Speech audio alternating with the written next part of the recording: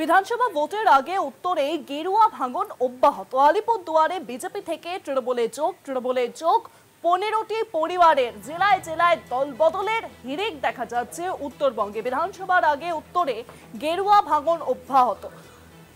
নিজেদের শক্ত ঘাঁটি বিজেপি এমনটাই দাবি করতো যে নিজেদের শক্ত ঘাঁটি উত্তরবঙ্গ, কিন্তু সেখানেই এবার দেখা যাচ্ছে যে গেরুয়া শিবিরে ধরছে ভাঙন, পদ্ম শিবিরে ভাঙন এবং ঘাসফুল শিবিরে দলে দলে যোগ দিচ্ছেন লোকজন।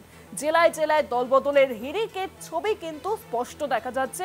বিধানসভা নির্বাচনের আগে আর মাত্র কয়েক মাস বাকি এবং তারপরে এই 26শে বিধানসভা নির্বাচন, এবং সেই নির্বাচনের আগেই কিন্তু দলে দলে গেরুয়া শিবির ছেড়ে যোগদান দিচ্ছেন তৃণমূল কংগ্রেসে।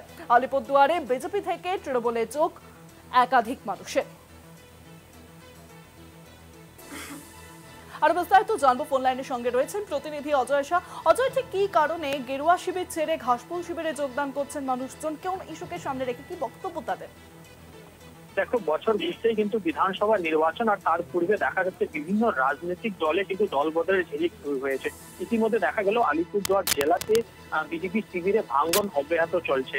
বিজেপি যে অঞ্চল প্রমুখ রয়েছেন তিনি কিন্তু 10টি ফ্যামিলি নিয়ে বিজেপি ছেড়ে তৃণমূল কংগ্রেসে যোগদান করেছে আলিপুরদুয়ার 1 নং ব্লকের বারোরপাড় গ্রাম পঞ্চায়েত এলাকায়। পাশাপাশি দলগাঁও গ্রাম পঞ্চায়েত এলাকাতেও কিন্তু 5টি পরিবার বিজেপি ছেড়ে তৃণমূল কংগ্রেসে যোগদান করছে। আগত দলীয় পতাকা তুলে দিয়েছেন তৃণমূল নেতৃত্বরা, যেটা তৃণমূল নেতৃত্বের বক্তব্য যে বর্তমান যে শাসক দল রয়েছে, রাজ্য সরকার রয়েছে, তারা অনেক উন্নয়নমূলক কাজ করছে আর বিজেপিতে থেকে তাদের কোনো উন্নয়ন হচ্ছে না, যার ফলে তারা বিজেপি ছেড়ে তৃণমূল কংগ্রেসে যোগদান করছে।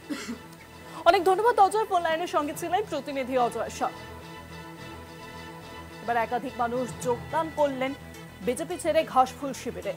উত্তরের ছবি কিন্তু এটাই। বিধানসভা নির্বাচনের আগে আর মাত্র কয়েক মাস বাকি এবং তার আগে উত্তরের বিজেপিতে ভাঙন।